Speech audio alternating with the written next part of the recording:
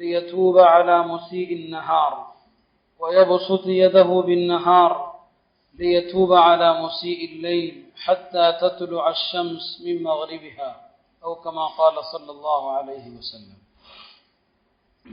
கண்ணியத்திற்குரிய அல்லாஹ்வின் நல்லடியார்களே, பாவங்கள் மன்னிக்கப்படுகின்ற மகத்துவமிக்க இந்த இரவிலே ஒரு சம்பவத்தை கொண்டு நான் என்னுடைய இந்த பயானை ஆரம்பிக்கிறேன். நிறைய பயான்கள், விளக்கங்கள் நாம் அதிகமாக கேட்டுக்கொண்டிருக்கிறோம். முன்பெல்லாம் ஒரு பயான் என்று சொன்னால் ஒரு பெரிய ஆலிமை, ஒரு அறிஞரை வருடத்தில் ஒரு முறை இருமுறை வெகு தூரத்தில் இருந்து அழைத்து வந்து பயான்கள் நடத்துவார்கள். அதுபோன்ற நிகழ்ச்சிகளை கொண்டுதான் மக்களுக்கு மார்க்க விஷயங்கள் எல்லாம் கிடைத்து கொண்டிருந்தது. ஆனால் இன்று அப்படி அல்ல. நினைத்த நேரம், நினைத்த இடத்திலேயே எந்த பயானையும் கேட்கலாம், எந்த தலைப்பில் வேண்டுமானாலும் கேட்கலாம் என்கிற அளவிற்கு பயான்கள் எல்லாம் இன்றைக்கு மலிவாக அமைந்து விட்டது. நாம் வைத்திருக்கக்கூடிய சாதாரண போன்களிலே கூட பல நூறு பயான்களை உள்ளடக்கக்கூடிய அளவிற்கு அதில் மெமரி இருக்கிறது. இன்னும் பிற ஊடகங்கள், வசதிகள் எல்லாம் கூட இருக்கிறது. அவ்வளவு பயான்களை நாம் இன்றைக்கு கேட்கிறோம். ஆனால் அதே நேரத்தில் இந்த பயான்கள் நமக்குள் ஏற்படுத்தக்கூடிய அந்த தாக்கம் என்ன என்று சொன்னால் அது இன்றைக்கு பெரிய தாக்கத்தை ஏற்படுத்துவது கிடையாது. ஒரு சம்பவத்தை சமீபத்தில் கேட்க நேர்ந்தது. ஒரு வயதான ஒரு பெரிய மனிதர், எப்போதுமே முன்சத்திலே தொழக்கூடிய ஒரு மனிதர், ஒரு நாள் அசருடைய தொழுகைக்கு பிறகு அந்த பெரிய மனிதர் அசர் தொழுகை முடித்த பிறகு அந்த இமாம் இருக்கிற இடத்தை நோக்கி உட்கார்ந்து அப்படியே தவழ்ந்து தவழ்ந்து வருகிறார். ஒரு பெரிய முதியவர், உடனே எழுந்து நடக்க முடியாது. அவர் எந்திருக்கணும்னு சொன்னா கொஞ்சம் நேரம் ஆகும். எனவே இமாமை நோக்கி மெதுவாக உட்கார்ந்து கொண்டே அப்படியே வர்றார். இமாம் சாப் ஆச்சரியத்தோடு பார்க்கிறாரு, எதற்காக இவர் நம்மை நோக்கி வருகிறார் என்று.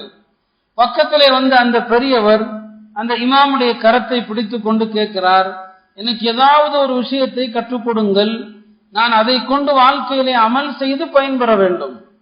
ஏதாவது ஒரு அமலை எனக்கு கற்றுத்தாருங்கள், நான் அதை அமல் செய்து வாழ்க்கையிலே நான் பயன்பெற வேண்டும்.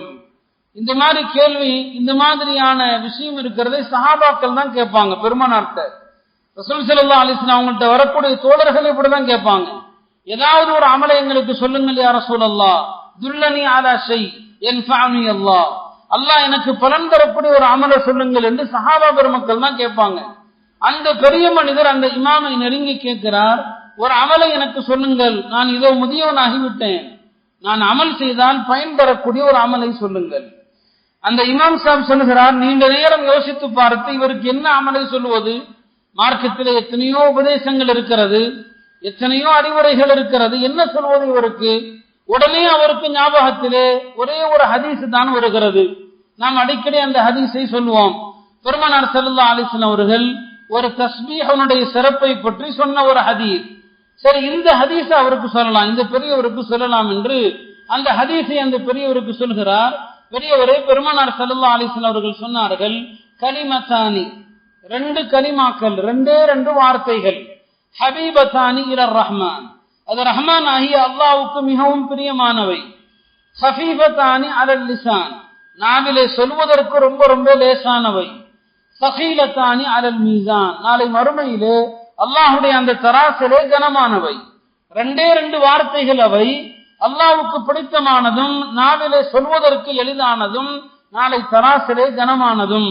அந்த ரெண்டு வார்த்தைகள் சுப்ஹானல்லாஹி வ பிஹம்திஹி சுப்ஹானல்லாஹில் அஸீம் என்று அந்த பெரியவருக்கு சொல்லி கொடுக்கிறார். உடனே அந்த பெரியவர் கேட்கிறாரு, இந்த தஸ்பீஹை எனக்கு, இந்த ஹதீஸை எனக்கு மீண்டும் ஒரு முறை சொல்லுங்கள், நான் ஞாபகப்படுத்திக் கொள்கிறேன். அந்த இமாமும் அந்த ஹதீஸை மீண்டும் ஒரு முறை சொல்கிறார். அந்த பெரியவர் மூன்றாவது ஒரு முறையும் சொல்லி கேட்கிறார். அந்த இமாம் மூன்றாவது முறையும் சொல்லி கொடுக்கிறார். அந்த ஹதீஸை அந்த இமாமிடமிருந்து 3 முறை சொல்ல சொல்லி மரணம் செய்து கொள்கிறார். மரணம் செய்த அந்த பெரியவர் அந்த நிமிடம் முதல் தான் எந்த சபைக்கு சென்றாலும் சரி, அங்கிருக்கிற மக்களை அழைத்து இந்த ஹதீஸை சொல்வார். மக்களை அறிந்து கொள்ளுங்கள், ரெண்டே ரெண்டு சொற்கள் தான், அது அல்லாஹ்வுக்கு பிரியமானது, சொல்வதற்கு லேசானது, தராசிலே கனமானது, சுப்ஹானல்லாஹி வ பிஹம்திஹி சுப்ஹானல்லாஹில் அஸீம். இத கல்யாண வீட்டுக்கு போனாலும் சொல்வாரு, மவுத் வீட்டுக்கு போனாலும் சொல்வாரு, எந்த சபையில எங்க நின்றாலும் இந்த ஹதீஸ் யாரை பார்த்தாலும் இந்த ஹதீஸ், சின்ன பிள்ளைங்களை பார்த்தாலும் சொல்றது, வாலிபர்களை பார்த்தாலும் சொல்றது, முதியவர்களை பார்த்து, இது அவருடைய வாழ்க்கையில இந்த ஹதீஸ அவர் தாவத்தாக ஆக்கிட்டார். எங்க போனாலும் இந்த ஹதீஸ சொல்றது. ஒரு கட்டத்தில் அவருக்கு ஒரு கடுமையான வியாதி ஏற்பட்டு அவர் கோமா நிலைக்கு சென்று விட்டார். மருத்துவமனையிலே அனுமதிக்கப்படுகிறார். பல மாதங்கள் சுயநினைவில்லாத நிலையிலேயே கழிந்து கொண்டிருக்கிறது. ஒரு நாள் அவரை சுற்றி அவருடைய பிள்ளைகள் மகன்கள் எல்லாம் நின்று கொண்டிருக்கிறார்கள். திடீரென்று அவ்வளவு காலங்களாக அவ்வளவு நாட்களாக நினைவில்லாமல் இருந்த அந்த பெரியவர் திடீரென்று கண்களை திறந்து பார்க்கிறார். அவருடைய பிள்ளைகளுக்கெல்லாம் ஒரே சந்தோஷம், நம்முடைய தந்தைக்கு நினைவு வந்து விட்டது என்று சந்தோஷம். சிகிச்சை செய்த மருத்துவருக்கும் சந்தோஷம். அவர் ஒரு நாடியை பிடித்து பார்க்கிறார், சரி இவருக்கு நினைவு வந்து விட்டது, நலமாகிவிட்டார் என்று. ஆனால் நடந்தது என்ன? கண்ணை திறந்த அந்த பெரிய மனிதர் சுத்தி நிற்கிற தன்னுடைய கூட்டத்தை பார்த்து அந்த மருத்துவரை பார்த்து சொன்னார், டாக்டர் அவரை பார்த்து சொன்னார், டாக்டர் அவர்களே, உங்களுக்கு நான் ஒரு ஹதீஸை சொல்லுகிறேன். பெருமானார் ஸல்லல்லாஹு அலைஹி வஸல்லம் அவர்கள் சொன்ன ஒரு ஹதீஸ், 2 சொற்கள் தான் அவை. அல்லாஹ்வுக்கு பிரியமானது, நாவிலே சொல்வதற்கு லேசானது, அல்லாஹ்வுடைய தராசிலே கனமானது. சுப்ஹானல்லாஹ் வ பிஹம்திஹி சுப்ஹானல்லாஹில் அஸீம் என்று சொல்லி அவருடைய ரூஹும் பிரிந்து விடுகிறது. அதோடு அவருடைய உயிர் பிரிந்து விடுகிறது. இந்த ஹதீஸை எப்போது கேட்டாரோ அதிலிருந்து எல்லா மக்களுக்கும் இந்த ஹதீஸை சொல்வது, எந்த சபைக்கு போனாலும் சொல்வது. இப்படி தன்னுடைய வாழ்க்கையை அமைத்துக் கொண்ட மனிதர் அவருடைய உயிர் பிரிகிற நேரத்திலும் இந்த ஹதீஸை சொல்லி அதில் இடம்பெற்ற சுப்ஹானல்லாஹி வ பிஹம்திஹி சுப்ஹானல்லாஹில் அஸீம் இந்த ஹதீஸை சொல்லி அவருடைய உயிர் பிரிகிறது. எவ்வளவு பாக்கியமிக்க மரணம் அது! எதற்காக சொல்ல வந்தேன்? நம்ம 1000 விஷயங்களை கேட்கிறோம், ஆனா நாம அமல் செய்யறதும் இல்லை, மற்றவங்களுக்கு சொல்றதும் கிடையாது. பயான்கள் அதனாலதான் சுருக்கமாக இருக்கணும். நீண்ட பயான்கள் மனதுல நிற்காது. ஒரு 5 நிமிஷம் 10 நிமிஷம் உபதேசங்கள் அதான் மனசுல நிற்கும். எதற்காக சொன்னா, எவ்வளவோ விஷயங்கள் இன்றைய பயான்ல கூட சில துவாக்கள் எல்லாம் கூட நான் சொல்றது உண்டு. இவைகளை நாம கேட்டு நாம மனனம் செய்து அதை மற்ற மக்களுக்கும் வாழ்நாள் முழுக்க தாவத்து கொடுக்க வேண்டும். இதுதான் பயான்களை கேட்கறதனுடைய நோக்கம். அதனால பொழுதுபோக்குக்காக நாம் அமர்ந்தோம், ஏதோ சில விஷயங்களை கேட்டு கலைந்தோம் என்று இல்லாமல் சொல்லப்படுகிற இந்த விஷயங்களை கவனித்து நாமும் அதை புரிந்து அமல் செய்து எல்லா மக்களுக்கும் அமல் செய்ய வேண்டும். எப்படி அந்த பெரியவர் அமல் செய்து மரணிக்கிற போது இந்த கலிமாவோடு மரணித்தாரோ அல்லாஹ் அந்த நல்ல தௌஃபீகை நமக்கும் தர வேண்டும். கண்ணியத்திற்குரிய அல்லாஹ் நல்லடியார்களே, நான் பேச எடுத்துக்கொண்ட விஷயம், அல்லாஹ் நமக்கு ஒரு எதிரியை படைத்திருக்கிறான். அல்லாஹ் நமக்கு ஒரு எதிரியை படைத்திருக்கிறான். அந்த எதிரியை எதிரி என்று அல்லாஹ்வே நமக்கு சொல்லி காட்டவும் செய்வான். அந்த எதிரி யார்? இப்லீஸ் என்கிற ஷைத்தான் என்கிற எதிரி. அல்லாஹ் அழகாக சொல்லி காட்டுவான், இன்ன ஷைத்தான லக்கும் அதுவன், ஷைத்தான் உங்களுடைய எதிரி, ஃபத்தஹிதுஹு அதுவா, அவனை நீங்கள் எதிரியாகவே கருதுங்கள், எதிரியாகவே ஆக்கிக் கொள்ளுங்கள். இப்படி ஒரு எதிரி அல்லாஹ் நமக்கு படைச்சிருக்கிறான். இந்த எதிரி எப்படிப்பட்ட எதிரின்னு சொன்னா, நம்ம எல்லாரோடையும் இருக்கிறான். சில எதிரிகள் மனிதர்கள்ல சில எதிரிகள் இருக்கலாம், சிலருக்கு எதிரி இருக்கலாம், சிலருக்கு எதிரி இல்லாமல் போகலாம். ஆனா ஷைத்தான்கிற எதிரி எப்படிப்பட்ட எதிரின்னு சொன்னா, படைக்கப்பட்ட நம் ஒவ்வொருவரோடும் இந்த எதிரியும் சேர்ந்துதான் படைக்கப்படுறான். பெருமானார் ஸல்லல்லாஹு அலைஹி வஸல்லம் அவர்கள் சொன்னார்கள், உலகத்துல பிறக்கிற எந்த மனிதனானாலும் சரி, அவனோடு 2 நண்பர்களும் கூடவே சேர்ந்து படைக்கப்படுறாங்க. 2 நண்பர்கள், கரீனும் மினல் மலக் வ கரீனும் மினஷ் ஷைத்தான். ஒன்று மலக்கு என்கிற ஒரு நண்பரும் அவனோடு படைக்கப்படுகிறார், ஷைத்தானில் இருந்து ஒரு நண்பனும் அவனோடு படைக்கப்படுகிறான். அப்ப படைக்கப்படுகிற ஒவ்வொரு மனிதனோடும் இந்த 2 நண்பர்களும் இருக்கிறாங்க. ஒரு மலக்கும் இருக்கிறார், ஒரு ஷைத்தானும் இருக்கிறார். பெருமானார் ஸல்லல்லாஹு அலைஹி வஸல்லம் அவர்கள் இந்த ஹதீஸை சொன்ன போது அன்னை ஆயிஷா அவர்கள் ரொம்ப துணிச்சலான பெண்மணி, அவங்க நிறைய கேள்விகளும் கேட்கிற பெண். பெருமானாரிடத்துல எல்லோரும் எல்லா கேள்வியும் கேட்டு விட முடியாது, எல்லாரும் அப்படி கேட்க மாட்டாங்க, பயப்படவும் செய்வாங்க. அவங்களுடைய முகத்தை யாரும் நிமிர்ந்து கூட பார்க்க மாட்டாங்க. ஆனா ஒரு சிலர் விதிவிலக்கா கேட்பாங்க துணிஞ்சு. இந்த ஹதீஸ நபி சொல்றாங்க, பிறக்கிற ஒவ்வொரு மனிதனோடும் ஒரு மலக்கும் இருக்கிறார், ஒரு ஷைத்தானும் இருக்கிறார் என்று. அன்னை ஆயிஷா அவர்கள் கேட்டார்கள், அப்படியானால் உங்களோடும் ஷைத்தான் படைக்கப்பட்டிருக்கிறானா என்று. எல்லாரோடையும் ஷைத்தான் இருக்கிறான்னு சொன்னா, அப்ப நீங்க நபியாக இருக்கிறீங்க, உங்களோடையும் ஷைத்தான் இருக்கிறானான்னு கேட்டாங்க.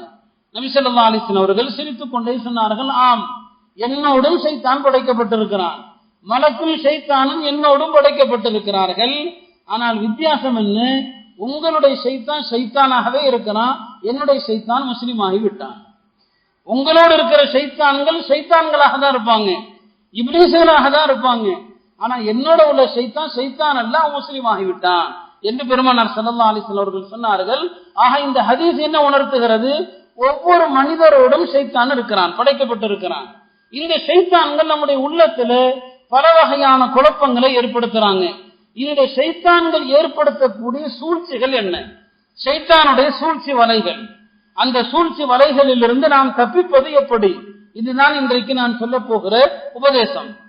ஷைத்தானுடைய சூழ்ச்சிகள் என்று சொன்னால் ஏராளமான சூழ்ச்சிகள் இருக்கிறது. ஷைத்தானுடைய சூழ்ச்சிகள், அவற்றில் ஒரு சில சூழ்ச்சிகள் நாம் அடிக்கடி அந்த சூழ்ச்சிகளுக்கு பலியாக விடுகிறோம்.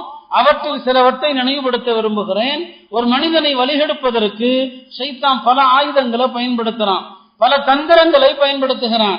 அதுல ஒன்று என்னன்னு சொன்னா, மனிதனுக்குள் கோபத்தை தூண்டி விடுதல். பெருமானார் ஸல்லல்லாஹு அலைஹி வஸல்லம் அவர்கள் சொன்னார்கள், கோபம் என்பது ஷைத்தானுடைய சூழ்ச்சிகளில் ஒன்று. கோபம் என்பது ஷைத்தானுடைய சூழ்ச்சி. ஒரு மனிதனை வழிகெடுப்பதற்காக ஷைத்தான் பயன்படுத்தக்கூடிய சூழ்ச்சிகள்ல ஒன்றுதான் கோபப்படுவது.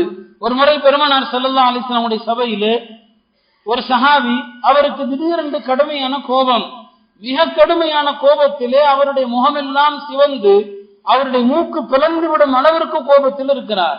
பெருமானார் ஸல்லல்லாஹு அலைஹி வஸல்லம் அவர்கள் சொன்னார்கள், இந்த மனிதர் கடுமையான கோபத்தில் இருக்கிறார், இவர் உடனே அஊது பில்லாஹ் என்று சொல்லிவிட்டால் அந்த கோபம் தணிந்து விடும் என்று சொல்லிவிட்டு பெருமானார் ஸல்லல்லாஹு அலைஹி வஸல்லம் அவர்கள் சொன்னார்கள், இந்த கோபமானது ஷைத்தானுடைய சூழ்ச்சிகளிலே ஒன்று. ஒரு மனிதனை வீழ்த்துவதற்கு இந்த ஷைத்தான் கோபத்தை ஒரு ஆயுதமாக பயன்படுத்துகிறான். எனவேதான் நபி ஸல்லல்லாஹு அலைஹி வஸல்லம் அவர்கள் சொல்வார்கள், எந்த மனிதனுக்கு கோபத்தை செயல்படுத்த சக்தி இருக்கிறது, அவர் முதலாளி, அவர் நினைச்சா தன்னுடைய தொழிலாளிகள் மீது கோபப்படலாம், என்ன வேண்டுமானாலும் செய்யலாம். தன்னுடைய கோபத்தை செயல்படுத்துவதற்கு சக்தி இருந்தும் யார் கோபத்தை அடக்கிக் கொள்கிறாரோ, நாளை மறுமை நாளிலே அல்லாஹ் தஆலா அவரை எல்லா படைப்புகளுக்கு முன்னாலும் அவரை அழைத்து அவரை கௌரவிப்பான், அவரை அல்லாஹ் தஆலா கண்ணியப்படுத்துவான். அவர் நாடுகிற ஹூருல் ஈன்கள் கணக்கே கிடையாது. ஒரு ஷஹீதுக்கு கூட, ஒரு அல்லாஹ்வுடைய பாதையில வீர மரணம் அடைந்த ஷஹீத், அவருக்கு கூட 70 ஹூருல் ஈன்கள் நிர்ணயிக்கப்பட்டிருக்குது. ஆனா யார் கோபத்தை அடக்குகிறாரோ, பெருமானார் ஸல்லல்லாஹு அலைஹி வஸல்லம் அவர்கள் சொன்னார்கள், அவருக்கு நாடிய ஹூருல் ஈன்களை தேர்ந்தெடுத்துக் கொள்ளலாம் என்று நபி ஸல்லல்லாஹு அலைஹி வஸல்லம் அவர்கள் சொன்னார்கள். ஆக ஷைத்தானுடைய சூழ்ச்சிகள்ல ஒரு சூழ்ச்சி என்ன? இந்த கோபம். நம்மிலே பலருக்கும் கூட அதிகமாக கோபம் இருக்கு. நபி ஸல்லல்லாஹு அலைஹி வஸல்லம் ஒரு சஹாபி, யா ரசூலல்லாஹ் அவுசினி, எனக்கு ஏதாவது வசியத் உபதேசம் பண்ணுங்க.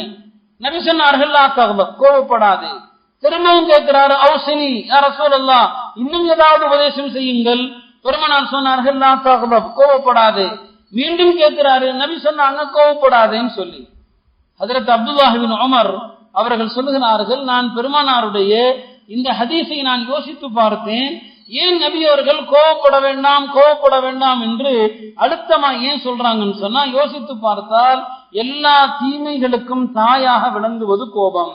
ஒரு மனுஷன் கோபப்பட்டான்னு சொன்னா, கோபப்படுகிறான்னு சொன்னா அவனுடைய எல்லா உறுப்புகளுமே பாவம் செய்யும். கோபப்படுகிற மனிதன் எல்லா உறுப்புகளும் பாவம் செய்யும். பாருங்க, அவனுடைய கண்கள் எதிரில் உள்ளவர்களை மிக மோசமா முறைத்து பார்க்க சொல்லும். அவனுடைய நாவிலிருந்து என்ன பேசுவான்னு சொல்ல முடியாது, என்ன வார்த்தை கோபத்துல சொல்லுவான்னு சொல்ல முடியாது. அவனுடைய கைகள் இருக்கிறது, எதையாவது எடுத்து எதையாவது அடிக்கும் போல தோணும். ஒரு மனிதன் கோபப்படுகிற போது அவனுடைய உடம்பில் உள்ள அத்தனை உறுப்புகளும் பாவம் செய்கிறது. எனவேதான் நபி சொன்னார்கள் கோபப்படாது.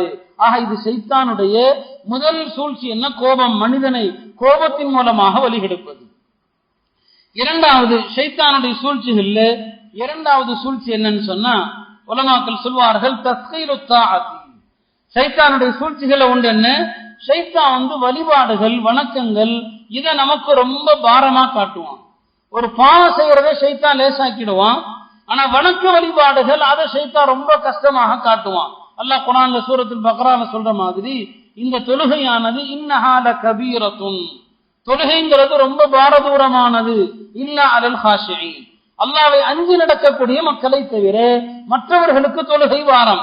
அப்ப ஷைத்தானுடைய சூழ்ச்சிகள்ல ஒன்று என்னன்னு சொன்னா, நல்ல விஷயங்கள், வணக்கங்கள், அதையெல்லாம் பெரிய பாரமா காட்டும். குர்ஆன் ஓதுறது சுமையாக தெரியும். குர்ஆன் ஓதுவதற்கு நேரம் ஒதுக்க முடியாது. ஆனா மணிக்கணக்கில் உட்கார்ந்து பத்திரிக்கை பார்க்க நேரம் இருக்கும். மணிக்கணக்கில் உட்கார்ந்து டிவி பார்க்க முடியும். எந்த பயனும் தராத செல்போன் இந்த காலத்தினுடைய ஷைத்தானுடைய பெரிய சூழ்ச்சி, பெரிய முசீபத்து இந்த செல்போன். அத்தனை பேரை வழிகெடுத்து வச்சிருக்குது. நல்லவர்கள், தீயவர்கள், பாமரர்கள், ஆளுங்கள் எல்லாம் பாத்தீங்கன்னா இந்த செல்போனுங்கிற பைத்தியத்துக்கு எல்லாம் அடிமை ஆயிட்டோம். எங்கேயாவது ஒரு இடத்துக்கு போனா பாருங்க, ஒரு பஸ் ஸ்டாப்ல நின்னா சரி, ஒரு ரயில்ல உட்கார்ந்தா சரி, பஸ்ல உட்கார்ந்தாலும் சரி, எல்லாருக்கும் இந்த பைத்தியம் தான் இருக்குது, செல்போன்கிற பைத்தியம். ஆக ஷைத்தானுடைய சூழ்ச்சிகள்ல உண்டு என்னன்னு சொன்னா, வணக்க வழிபாடுகளை பூரா பாரமாக்கிடுவான். காலையில ஃபஜ்ருடைய தொழுகை ரொம்ப பாரமா தெரியும். நான் ஒவ்வொரு ஷபை பராத் இரவுல லைலத்துல் கத்ர்லையும் சொல்றது உண்டு, இந்த இரவு நீண்ட நேரம் வணங்கி விட்டு காலையில ஃபஜ்ர் தொழுகைக்கு வராம போயிட்டீங்கன்னு சொன்னா நீங்க விழித்திருந்தது பூரா வேஸ்ட். விழிச்சிருந்து ஒரு பிரயோஜனமும் இல்லை. அதுக்கு இப்ப படுத்து தூங்கிட்டு காலையில ஃபஜ்ருக்கு ஜமாத்தோட வந்துட்டீங்க, ராத்திரி முழுக்க நின்று தொழுத நன்மை. இஷாவையும் ஃபஜ்ரையும் ஜமாத்தோடு தொழுது விட்டால் இரவு முழுக்க நின்று வணங்கி நன்மை. ஆனா இந்த இரவு பூரா முடிச்சுட்டு 4 மணி வரைக்கும் உட்கார்ந்துட்டு ஃபஜ்ர் தொழுதாம படுத்தீங்கன்னு சொன்னா உங்க காதுகள் ஷைத்தானுடைய டாய்லெட் ஆயிடும். உங்க செவிகள் இருக்குல்ல, அது ஷைத்தானுடைய டாய்லெட். அது இதை நான் சொல்லல, நபி சொன்னாங்க. ஒரு சஹாபிய நபி விசாரிச்சாங்க காலையில ஃபஜ்ர்ல, இங்க அவர் வரலன்னு சொல்லி. அப்ப சஹாபாக்கள் சொன்னாங்க, யார சொல்லதா தூங்கிட்டாரு. நபி சொன்னாங்க, ذاك رجل بال الشيطان في اذنه, அந்த மனிதருடைய செவிகளிலே ஷைத்தான் சிறுநீர் கழித்து விட்டான். அப்ப ஷைத்தானுடைய கழிப்பிடங்கள் எதுன்னு சொன்னா, யார் ஃபஜ்ர் தொழாமல் இருக்கிறார்களோ அவர்களுடைய செவிகள் ஷைத்தானுடைய கழிப்பிடங்கள். நீங்க ஷபை பராத்துடைய இரவுல உங்களுடைய செவிகள் எல்லாம் ஷைத்தானுடைய டாய்லெட் ஆகணும்னு விரும்புறீங்களா இல்லையான்னு முடிவு பண்ணிக்கணும். ஏன்னா இந்த கூட்டம் காலையில ஃபஜ்ர்ல இருக்கிறது இல்ல. அப்ப பல பேருடைய செவிகளை ஷைத்தான் ரெடி பண்ணி வச்சுட்டான். இப்பவே ரெடி பண்ணி வச்சிருக்கிறான். என்னென்ன காதுகள் எல்லாம் ஷைத்தானுடைய டாய்லெட்டுகள். இதுல அல்லாஹ் பாதுகாக்கணும். எத்தனை பேருடைய செவிகள் ஷைத்தான் சிறுநீர் கழிக்க போறான்னு தெரியல. அதனால ஷைத்தானுடைய சூழ்ச்சிகளை ஒன்று என்ன, வணக்கங்களை பூரா ஷைத்தான் பாரமாக்கிடுவான், பாவங்களை பூரா லேசாக்கிடுவான். பாவம் செய்யறது லேசா இருக்கும், மணிக்கணக்கில் பேப்பர் படிக்க முடியும், மணிக்கணக்கில் டிவி பார்க்க முடியும். ஆனா தொழுகிறதுக்கு நேரம் இருக்காது. 2 ரக்காத் தொழுகிறதுக்கு நேரம் இல்லை. காலையில ஃபஜ்ர் தொழுகைக்கு நேரம் கிடையாது. இது ஷைத்தானுடைய சூழ்ச்சிகளை ஒன்று, வணக்கங்களை பாரமாக ஆக்குவது. இனி இந்த சூழ்ச்சியில் இருந்தெல்லாம் எப்படி தப்பிக்கிறது, அதை இன்ஷா அல்லாஹ் கடைசியாக சொல்லுவேன்.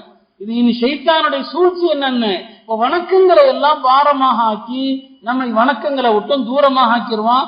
குர்ஆன் எடுத்து ஓத உட்கார்ந்தா தூக்கம் வந்துடும். திக்ர் செய்ய ஆரம்பித்தா மனசுல இன்பம் இருக்காது, மனசுல சோர்வு வந்துடும். இது எல்லாமே ஷைத்தானுடைய சூழ்ச்சிகள் என்று உலமாக்கள் சொன்னாங்க. ஷைத்தானுடைய சூழ்ச்சிகள்ல 3வது என்ன, இன்றைக்கு நம்மில பலருக்கும் இந்த சூழ்ச்சிக்கு நாம பலியாயிடுறோம். அதற்கு தான் அரபியில வஸ்வசான்னு சொல்லுவாங்க. வஸ்வசாங்கிறதுக்கு நிறைய அர்த்தங்கள் இருக்குது. மனக்குழப்பங்கிற அர்த்தம் அதற்கு. இந்த ஷைத்தானுடைய சூழ்ச்சிகள்ல பெரிய சூழ்ச்சி என்ன, வஸ்வசாங்கிற சூழ்ச்சி. எல்லா விஷயத்திலையும் ஷைத்தான் குழப்பத்தை ஏற்படுத்துவான். ஒரு சந்தோஷமா இருக்கிற கணவன் மனைவிக்கு மத்தியிலே சந்தேகங்கிற வஸ்வசாவை ஏற்படுத்துவான். கணவனுக்கு மனைவி மீது, மனைவிக்கு கணவன் மீது வஸ்வசா. அதனால பல குடும்பங்கள் உடைஞ்சு நாசமா போயிடுது. ஷைத்தான் இந்த எண்ணத்தை, இந்த வஸ்வசாவை ஷைத்தான் ஏற்படுத்துவான். வணக்கங்கள்ல ஷைத்தான் வஸ்வசாவை ஏற்படுத்துவான். ஒரு ஆள் தொழுகையில அல்லாஹ் அக்பர் அப்படி நின்றுட்டா போதும், காத்து பிரிஞ்ச மாதிரி சத்தம் கேட்கும். காத்து பிரிஞ்ச மாதிரி, ஏதோ சிறுநீர்ல ஒரு சில டிராப்ஸ், ஒரு சில துளி கசிஞ்ச மாதிரி ஷைத்தான் எண்ணத்தை ஏற்படுத்துவான். சஹாபாக்கள் இதெல்லாம் நான் வீட்டை கேட்டாங்க. ஒரு சஹாபி வந்து, யா ரசூலல்லாஹ், நான் எப்பெல்லாம் தொழுகையில நிக்கிறேனோ என்னுடைய பின் துவாரத்திலிருந்து காற்று பிரிவது போல நான் உணர்றேன், என்னால நிம்மதியா தொழ முடியல, தக்பீர் கட்டிட்டா காத்து போற மாதிரி இருக்குது.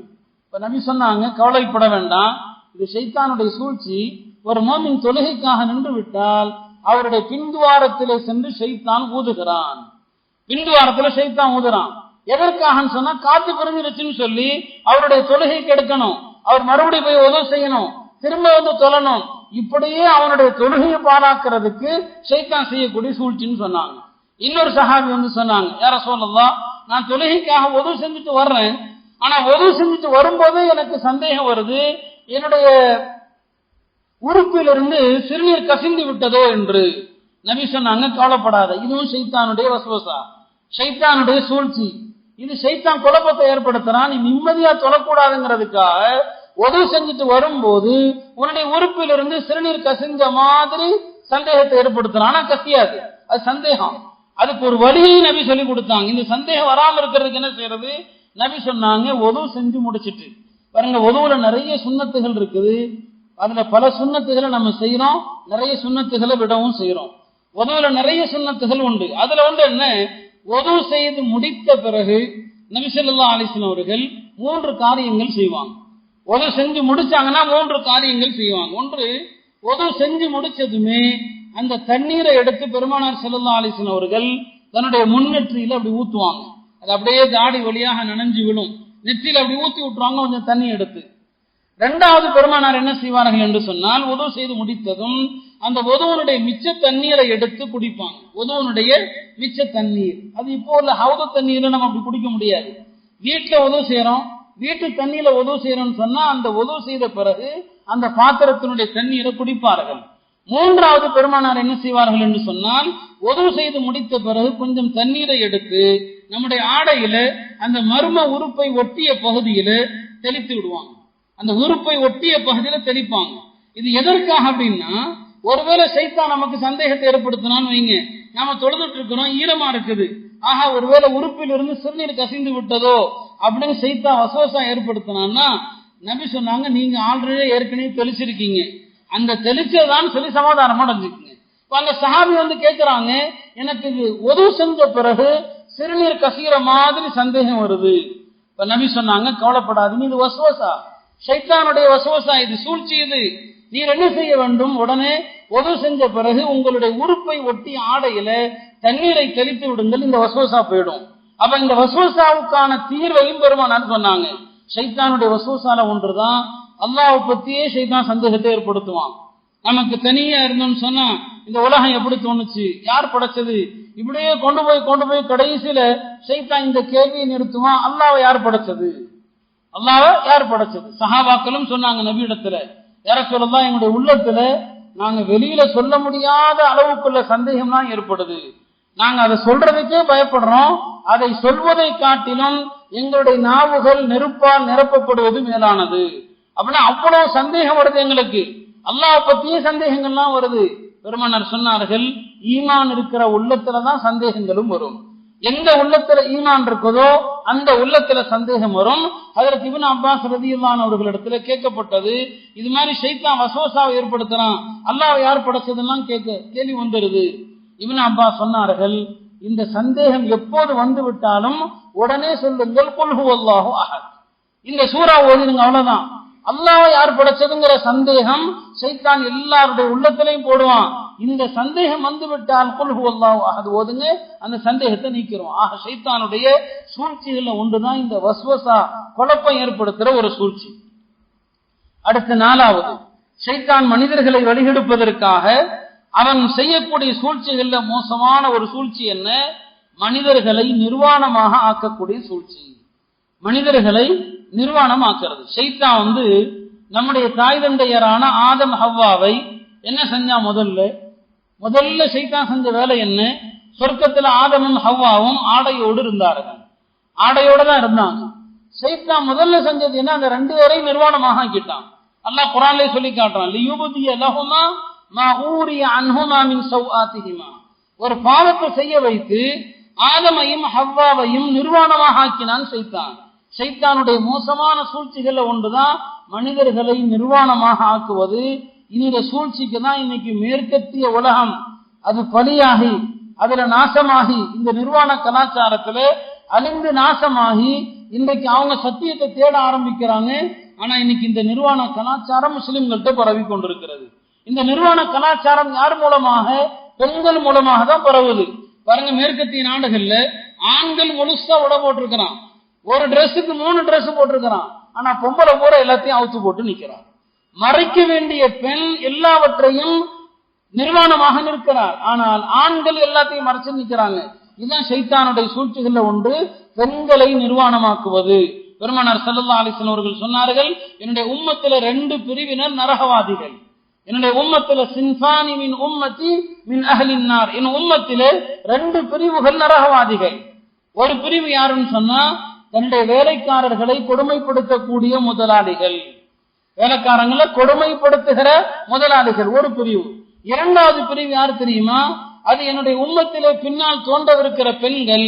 அந்த பெண்களுடைய அடையாளம் என்ன, நிசாஉன் காசியாத்துன் ஆரியாத்துன் மாயிலாத்துன் முமீலாத்துன், அந்த பெண்கள் யாருன்னு சொன்னா காசியாத்துன் ஆடை உடுத்தி இருப்பார்கள், ஆனா ஆரியாத்துன் நிர்வாணமாகத்தான் இருப்பாங்க. ஆடை உடுத்தியும் நிர்வாணமாக இருப்பார்கள். இதற்கு பல பொருள் உலமாக்கள் சொன்னாங்க. ஆடை உடுத்தி நிர்வாணமாக என்ன அர்த்தம்? ஒன்று மெல்லிய ஆடை, ஆடை உடுத்தி இருப்பாங்க, ரொம்ப மெல்லிய ஆடை, இது ஒரு பொருள். இன்னொரு பொருள் என்ன?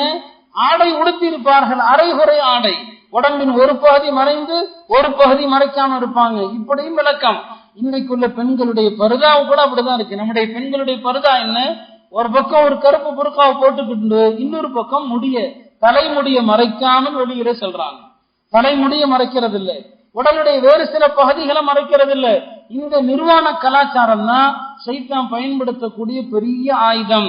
இந்த நிர்வாண கலாச்சாரத்தின் மூலமாக ஷைத்தான் முஸ்லிம்கள்ல பலரையும் பல வகையான ஜினாவுக்கு ஆளாக்குறான். ஒரு பெண்ணை பார்க்கிற கண் ஜினா செய்கிறது, ஒரு பெண்ணை ரசிக்கிற உள்ளமும் ஜினா செய்கிறது என்று பெருமானார் ஸல்லல்லாஹு அலைஹி வஸல்லம் அவர்கள் சொன்னார்கள். ஆக இந்த சூழ்ச்சி ஷைத்தானுடைய நிர்வாணம் என்கிற சூழ்ச்சி, அதை கொண்டுதான் இன்னைக்கு உலகத்தை பூரா ஷைத்தான் வழி எடுத்து கொண்டிருக்கிறான். பெண்களை நிர்வாணம் ஆக்கிறது. பார்க்கிறேன் இன்னைக்கு வரக்கூடிய விளம்பரங்கள் சம்பந்தமே இல்லாம, அந்த விளம்பரங்களுக்கும் பெண்களுக்கும் எந்த தொடர்பும் இருக்காது. ஆனா அதுக்கும் ஒரு பெண்ணை தான் கொண்டு வரப்படுது. அந்த பெண்ணை எவ்வளவு மோசமாக எவ்வளவு அரைகுறை ஆடையில கொண்டு வர முடியுமோ அவ்வளவு அரைகுறை ஆடையில கொண்டு வருது. இந்த நிர்வாண கலாச்சாரத்தின் மூலமாக ஷைத்தான் மனித இனத்தை வழிகெடுக்கிறான். ஷைத்தானுடைய சூழ்ச்சிகளை இதுவும் ஒன்று. அடுத்தது ஷைத்தானுடைய சூழ்ச்சி என்ன? மனிதர்களை வழிகெடுப்பதற்கு ஷைத்தான் அடுத்து பயன்படுத்துகிற சூழ்ச்சி என்ன? பாவங்களை அழகாக காட்டுவது. தஸீனுல் மஅசியா என்று சொல்வார்கள். குர்ஆனும் இதை சொல்லி காட்டுகிறது. மனிதர்களுக்கு ஷைத்தான் பாவங்களை அழகாக காட்டுவான். பாவத்தை அழகாக காட்டுறதுக்கு நிறைய உதாரணங்கள் தேவையில்லை, ஒரு சில உதாரணம் போதுமானது. அல்லாஹ் இயற்கையாகவே ஆண்களுக்கு தாடியில தான் அல்லாஹ் அழக வச்சிருக்கிறான். தாடியில தான் ஆண்களுக்கான அழகு. அல்லாஹ்வுடைய அழகு அதுதான். லகத் ஹலகனல் இன்சான் ஃபீ அஹ்ஸனி தக்வீம், மனிதனை அழகான தோற்றத்தில் படைத்திருக்கிறோம். அந்த அழகான தோற்றம் என்பது தாடியோடு கூடிய தோற்றம். இதுதான் ஆண்களுக்கான அழகு. ஷைத்தான் எப்படி காட்டுறான்னு சொன்னா, தாடியை சிறைச்சாதான் அழகு. தாடி அழகு கிடையாது, தாடி எடுக்கிறது, தாடி சிறைக்கிறது, அதுதான் அழகு. அதற்கு பல ஆண்கள் பலியாயிடுறாங்க. தாடி இல்லாம ஃப்ரெஷ்ஷா ஷேவ் பண்ணிட்டா அழகா இருக்கிறோம்னு சொல்லி. பெண்களுக்கு அல்லாஹ்தாலா இந்த புருவ முடி ஆண்களுக்கும் இருக்குது, பெண்களுக்கும் இருக்குது. பெண்களுக்கு கொஞ்சம் அதிகமாகவே இருக்கலாம். அந்த காலத்திலே இருந்துச்சு, இந்த காலத்திலும் இருக்குது. இந்த புருவ முடியை நீக்குவது பெருமானார் ஸல்லல்லாஹு அலைஹி வஸல்லம் அவர்கள் யார் புருவ முடியை அழகுக்காக நீக்குகிறார்களோ அத்தகைய பெண்களை அல்லாஹ் சபிக்கிறான். அவர்கள் சபிக்கப்பட்ட பெண்கள். அல்லாஹ் நமக்கு எந்த தோற்றத்தை தந்திருக்கிறானோ, அவன் எதை விரும்புகிறானோ அதைத்தான் நம்ம விரும்பணும். அப்ப பாவங்களை அழகா காட்டுறது, எல்லா பாவத்தையும் ஷைத்தான் அழகுபடுத்தி தான் காட்டுவான். பொய் சொல்றது அதை ஷைத்தான் அழகா தான் காட்டுவான். புறம் பேசுறது ஷைத்தான் அழகுபடுத்தி காட்டுவான். வட்டி அல்லாஹ் ரசூல் ஹராம்னு சொல்றாங்க, ஆனா ஷைத்தான் அழகா தான் காட்டுவான். இதை கொண்டுதான் நமக்கு நிறைய காசு கிடைக்குது, நிறைய செல்வம் பெறுகிறது. ஷைத்தான் அழகுபடுத்தி காட்டுதல். ஆக ஷைத்தானுடைய சூழ்ச்சிகள்ல ஒன்றுதான் பாவங்களை அழகுபடுத்தி காட்டுவது. அடுத்தது ஷைத்தானுடைய சூழ்ச்சிகள்ல மோசமான சூழ்ச்சி என்ன? தற்பெருமை. பெருமைங்கிற ஒரு மோசமான ஒன்று. இது மனிதர்கள்ட்ட அறவே இருக்கக்கூடாது. இந்த பெருமைங்கிற குணம் நான் அடிக்கடி சொல்றது உண்டு. 3 வார்த்தைகள் மனுஷன் வரக்கூடாது. எந்த முஸ்லிம்டையும் 3 சொற்கள் வரக்கூடாது. இந்த 3 சொல்லால 3 பாவிகள் தொலைஞ்சு நாசமா போனாங்க. 3 வார்த்தை வரக்கூடாது. ஒன்று என்ன? ஆனா நான் அப்படின்னு வந்துடக்கூடாது. இந்த நானுங்கிற சொல்லை கொண்டு முதல்ல அழிஞ்சு போனது யாரு? ஷைத்தான். அல்லாஹ் ஆதம் அலைஹிஸ்ஸலாமுக்கு சஜ்தா செய்யும்படி சொன்னான். ஷைத்தான் சொன்ன ஒரே வார்த்தை என்ன? அனா ஹைரும் மின்ஹு, நான் ஆதமை விட நான் சிறந்தவன். எல்லாத்தையும் அல்லாஹ் சஜ்தா செய்ய சொன்னா, மலக்குமார்கள் எல்லாம் சஜ்தா பண்ணிட்டாங்க, இப்லீஸ் மட்டும் பண்ணல. இப்லீஸ் என்ன சொன்னா? அனா ஹைரும் மின்ஹு, நான் அவரை விட சிறந்தவன்.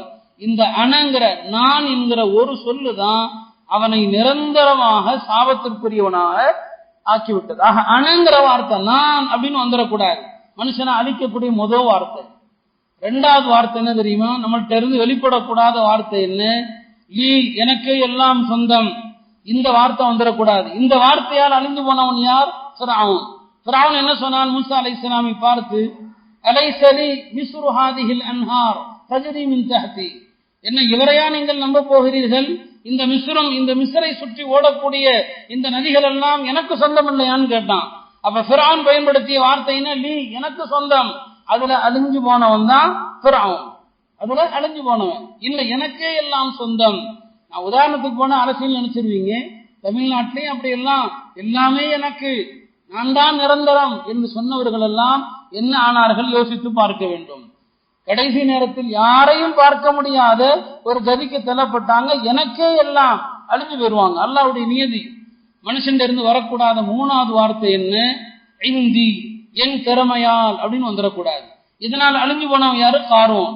காரோனுக்கு மூசா சொன்னாங்க, அல்லாஹ் அவனுக்கு இந்த செல்வத்தை கொடுத்திருக்கிறான், நன்றி செலுத்துப்பான்னு சொன்னாங்க. அவன் என்ன சொன்னான்?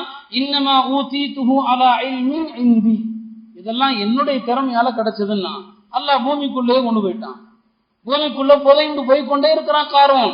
அவ ஷைத்தான் மனிதனை அழிக்க பயன்படுத்தக்கூடிய ஆயுதங்கள்ல ஒன்று என்ன? தற்பெருமை. உலமாக்கள் சொல்வார்கள், மனிதன் எதனால பெருமை அடிக்கணும்? பெருமை அடிப்பதற்கு மனுஷனுக்கு என்ன தகுதி இருக்குது? ஏன்னா மனிதன் 2 மலப்பாதையிலிருந்து வெளியே வந்திருக்கிறான், 2 சிறுநீர் பாதையிலிருந்து வந்திருக்கிறான். இவனுடைய தந்தை ஆசைப்பட்டார், இவன் தந்தையினுடைய சிறுநீர் பாதையிலிருந்து அசுத்தமாக வெளிப்பட்டவன் தான் மனிதன். அது இவனுடைய தாயினுடைய கருவறைக்கு சென்று அவனுடைய சிறுநீர் பையிலிருந்து வெளியேறியவன் மனிதன். ஆக 2 சிறுநீர் பாதை வழியாக வெளியேறியவன் மனிதன். 2 சிறுநீர் பாதையிலிருந்து படைக்கப்பட்டவன் மனிதன். இப்படி படைக்கப்பட்ட மனிதனுக்கு பெருமைக்கு என்ன இருக்குது? ஆக இந்த பெருமை, பெருமானார் சொன்னார்கள், யாருடைய உள்ளத்துல கடுகளவு பெருமை இருக்குமோ நாளை சொர்க்கம் செல்ல மாட்டான். அல்லாஹ் சொல்லுகிறான், அல் கிப்ரு ரிதாஇ, ஆணவம் என்பது, தற்பெருமை என்பது எனது மேலாடை, அது என்னுடைய கண்ணியத்தின் ஆடை. எனவே மனிதர்களில் யாருடைய உள்ளத்தில் பெருமை இருக்குமோ அவருக்கு நான் சொர்க்கத்தை ஹராமாக்கி விட்டேன்.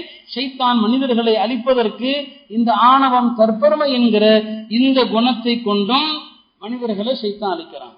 ஒரு மனுஷன் தற்பெருமை இருக்கிறதுக்கு அடையாளத்தையும் மார்க்கம் சொல்லுது. ஒண்ணு, கரண்டைக்கு கீழ் ஆடை உடுத்துவது. நம்ம பல ஆண்கள் கரண்டைக்கு கீழ் ஆடை இழுத்துக்கொண்டு நடக்கிறாங்க. கரண்டைக்கு கீழ் ஆடை இழுத்துக்கொண்டு நடப்பவனை நாளை வறுமையில அல்லாஹ் ஏறெடுத்தும் பார்க்க மாட்டான் என்று பெருமானார் ஸல்லல்லாஹு அலைஹி வஸல்லம் அவர்கள் சொன்னார்கள். இந்த யார்கிட்ட ஆணவம் இருக்குதோ அவங்களை பத்தி நபி சொன்னாங்க, நாளை மறுமை நாளிலே ஆணவக்காரர்கள் ஒரு எறும்பை போல எழுப்பப்படுவாங்க. யார் தக்கப்போர் ஆணவம் இருந்துச்சு, எறும்பு, எல்லா மக்களும் மஹ்ஷர் மைதானத்திலே அவர்களை மிதித்து கொண்டு செல்வார்கள். ஆக சைத்தானுடைய சூழ்ச்சியில ஒன்று இந்த கிபிர், ஆணவம்ங்கிற இந்த குணம். அடுத்து மனிதர்களை வழிகெடுக்க ஷைத்தான் கையில் எடுக்கிற ஆயுதம் என்ன? மனிதர்களிடையே சண்டை மூட்டி விடுதல். இன்னைக்கு உம்மத்துல நடக்கிறது அதான். முஸ்லிம் சமூகத்துல நடக்கிறது என்ன? முஸ்லிம்களுக்கு மத்தியில சண்டை போடுவது. நபி ஸல்லல்லாஹு அலைஹி வஸல்லம் அவர்கள் ஒரு ஹதீஸ்ல மிக அழகாக சொன்னார்கள், ஷைத்தான் நிராசை அடைந்து விட்டான். அபுதஹுல் முஸல்லூன் ஃபீ ஜஸீரத்தில் அரபி, அரபு தீபகற்பத்தில், அரபு நாட்டில் இனி ஷைத்தான் வணங்கப்பட மாட்டான். அதிலிருந்து ஷைத்தானுக்கே நிராசை ஆயிடுச்சு. அரபு நாட்டுல சிறுக்கு வரப்போறது இல்ல. அரபு நாட்டுல அரபு மக்கள் இணை வைக்க மாட்டாங்க. அதுல யாரே நம்பிக்கை இழந்துட்டா? ஷைத்தானே நம்பிக்கை இழந்துட்டான். ஆனால் ஷைத்தான் இன்னொரு விஷயத்துல நம்பிக்கை இழக்கல்ல. மக்கள் தன்னை வணங்குவார்கள் என்பதில் ஷைத்தான் நம்பிக்கை இழந்து விட்டான். ஆனால் இன்னொரு விஷயம் இருக்கிறது, வலாக்கின் ஃபித் தஹதீஷி பைனஹும், முஸ்லிம்களிடையே சண்டை மூட்டி விடுவதில் அவன் நம்பிக்கை இழக்கல்ல. இன்னைக்கு அரபு நாடுகள்ல அதானே நடக்குது. அரபு மக்களிடத்துல ஷிர்க் இல்லதான், இணை வைப்பு கிடையாது. ஆனால் அத்தஹதீஷு பைனஹும், அரபு நாடுகளிடையே சண்டை. ஒரு நாடு இன்னொரு நாட்டை அடிக்குது. ஒரு இஸ்லாமிய நாட்டில் வாழக்கூடிய முஸ்லிம்கள் இஸ்லாமிய அரசாங்கத்தாலேயே கொல்லப்படுகிறார்கள். இதுதான் ஷைத்தானுடைய பெரிய ஆயுதம். என்ன? முஸ்லிம்களை ஒற்றுமை இழக்க செய்து அவர்களுக்கு மத்தியிலே சண்டையிட செய்து அதுல ஷைத்தான் குளிர்காயுவான். அந்த ஆயுதம் தான் இன்னைக்கு உலகம் முழுவதும் ஷைத்தான் பயன்படுத்துகிற ஆயுதம். அதைத்தானே உலகம் முழுக்க நாம பார்க்கிறோம். எவ்வளவு முஸ்லிம்கள் எண்ணிக்கையில் இருக்கிறோம்? எண்ணிக்கையில 2வது இடத்துல இருக்கிறோம். உலகத்துல 4 மனிதர்களில் ஒருவர் முஸ்லீம். 4 பேர் இருந்தாருன்னு சொன்னா 4 பேர்த்துல ஒருத்தர் முஸ்லீம். இதான் இன்றைய உலக மக்கள் தொகையினுடைய நிலை. உலக மக்கள் தொகையில அவ்வளவு அதிக எண்ணிக்கையில இருக்கிறோம். ஆனா இவ்வளவு எண்ணிக்கை இருந்தாலுமே கூட இன்றைக்கு உலகத்துல ஆக கேவலமாக இருக்கிற ஒரு சமுதாயமும் நாமளாகத்தான் இருக்கிறோம். இந்தியாவை நம்ம எடுத்துக்கொண்டா எல்லா இடத்துலையும் சண்டை, எங்க பார்த்தாலும் நமக்கு இடையில பிரச்சனை, சண்டை. சண்டை போடக்கூடியவர்கள் எல்லாம் ஒற்றுமை ஆயிட்டாங்க. பாருங்க, இந்து மதத்துல 1000 பிரிவுகள் இருக்கிறது, 1000 ஜாதிகள் இருக்கிறது, அவங்களுக்கு மத்தியில ஏகப்பட்ட குழப்பங்கள் இருக்கிறது. ஆனா இன்னைக்கு அவங்க எல்லாம் ஒரே ஒரு சொல், இந்துங்கிற ஒரு சொல், அதுல எல்லாரும் இணைஞ்சிட்டாங்க. அந்த ஒரு கொடையில இணைஞ்சிட்டாங்க. வேற எதையுமே அவங்க பார்க்க தயார் இல்லை. கிறிஸ்தவர்களிடையே அவங்களுடைய 2 அமைப்பு இருக்கதான் செய்யுது. பல பிரிவுகள் இருந்தாலும் கத்தோலிக்க கிறிஸ்தவர்கள், பெந்தகோஸ்தே கிறிஸ்தவர்கள் என்று 2 பிரிவு இருக்குது. ஆனா அந்த 2 பிரிவும் கூட ஒருவர் மற்றவரை தாக்குவது கிடையாது, ஒருவர் மற்றவரை தூற்றுவது கிடையாது. அவரவர் அவங்கவுங்க பாதையில தாவா. அந்த கத்தோலிக்க கிறிஸ்தவர்கள் அவங்க பாணியில போயிட்டு இருக்கிறாங்க, பெந்தகோஸ்தே சபையை சார்ந்தவர்கள் அவங்க பாணியில, இவங்களை குறை சொல்றது இல்லை. ஆனா நம்முடைய நிலைமை என்ன? இதோ ரமதான் வரப்போகுது, ஃபித்னாவும் கூடவே வந்துடும். தராவி 20 ரக்காத்தா 8 ரக்காத்தா, எங்க உட்கார்ந்து நம்மால சண்டை போடுறது? தொலைக்காட்சிகளை உட்கார்ந்து சண்டை போடுறது. இதெல்லாம் உலகமே பார்க்குது, RSSம் பார்க்கறான், சந்தோஷப்படுறான். இப்படி சண்டை போடுற வரைக்கும் இவங்களை அடிக்கிறது நமக்கு லேசு. ஒரு பள்ளி இல்ல 1000 பள்ளி இடிக்கலாம். சண்டை, எல்லா விஷயத்திலையும் சண்டை. ஒருத்த மத்தவனை காஃபிர்னு சொல்றது, சலாம் சொல்றது கிடையாது. முஸ்லிமுக்கு சலாம் சொல்வதில்லை. அதுதான் இன்றைய முஸ்லிம்களுடைய நிலை. இதைத்தான் நபியும் சொன்னாங்க, நீங்க ஷிர்க் செய்வீங்கன்னு ஷைத்தானுக்கு நம்பிக்கை இல்லை. ஆனா தஹரீஷு பைனஹும், உங்களுடைய சண்டையை மூட்டிவிட்டு உங்களுடைய குழப்பத்தை ஏற்படுத்தி ஷைத்தான் அதிலே வெற்றி பெறுவான். இன்றைக்கு முஸ்லிம்களுடைய நிலைமை அதுதான் சகோதரர்களே. இந்த சூழ்ச்சிக்கு தான் நாம பலியா இருக்கிறோம். கருத்து வேறுபாடுகள் கியாமத்து வரைக்கும் இருக்கும். எல்லா காலத்திலும் கருத்து வேறுபாடு இருக்கும். அதற்குன்னு சில ஒழுக்கங்கள் இருக்கிறது. கருத்து வேறுபாட்டுல எனக்குன்னு ஒரு நிலை இருக்குது. நான் அதை விட்டு இறங்கி வரணும்னு தேவையில்லை, இறங்கி வர வேண்டிய அவசியமும் இல்லை. எதை நான் சத்தியம் விளங்குறேனோ மௌத்து வரைக்கும் அதுல நான் இருந்தாகணும். இது என்னுடைய மார்க்க கடமை. நான் எதை ஹக்குன்னு விளங்குறேனோ நான் அதுல மௌத்து வரைக்கும் இருக்கணும். இது என்னுடைய மார்க்க கடமை. ஆனா அதே நேரத்தில் மாற்று கருத்துடையவர்களோடு எப்படி நடக்க வேண்டும் அதையும் என்னுடைய தீன் எனக்கு சொல்லித் தருது. அவங்களை எப்படி நாம நடத்தணும் என்பதற்கும் இது ஷைத்தானுடைய சூழ்ச்சி, நமக்கு இடையிலே சண்டை போட வைப்பது. அடுத்து நாம் பார்க்கிறோம் ஷைத்தானுடைய சூழ்ச்சிகளில் ஒன்று, பெருமானார் ஸல்லல்லாஹு அலைஹி வஸல்லம் அவர்கள் சொன்னார், உலமாக்கள் சொன்னார்கள், ஷைத்தானுடைய சூழ்ச்சிகள் ஒன்று நான் சொன்னா தஸ்வீஃப்னு சொன்னா தள்ளி போடுறது, நல்ல காரியங்கள் அனைத்தையுமே தள்ளி போடுறது. இதுவும் ஷைத்தானுடைய சூழ்ச்சி. யாராவது தொழுகைக்கு வாங்கன்னு கூப்பிட்டா நாளைக்கு வரலாம், ஏதாவது ஒரு நல்ல காரியத்திற்கு அழைச்சா நாளைக்கு செய்யலாம், இப்படி தள்ளி போடுவது இருக்கிறது. இதுவும் ஷைத்தானுடைய சூழ்ச்சிகள்ல ஒன்று. இன்னைக்கு நம்முடைய வாழ்க்கையில பலரும் அப்படிதான், இதை நாளைக்கு தொழுகை ஆரம்பிக்கலாம், நாளை மறுநாள் ஆரம்பிக்கலாம், இப்படி 5 நேர தொழுகை தொழாதவர்கள் ஒரு பெரிய கூட்டம் இருக்கிறாங்க. இன்னைக்கு இவ்வளவு பெரிய மஜ்மா இருக்குது, இவ்வளவு பேர் மக்கள் இருக்கிறாங்க. ஆனா இந்த கூட்டம் காலையில ஃபஜ்ருக்கோ அல்லது நாளை அசர் தொழுகைக்கோ மக்ரிப் தொழுகைக்கோ பார்க்க முடிகிறது இல்லை.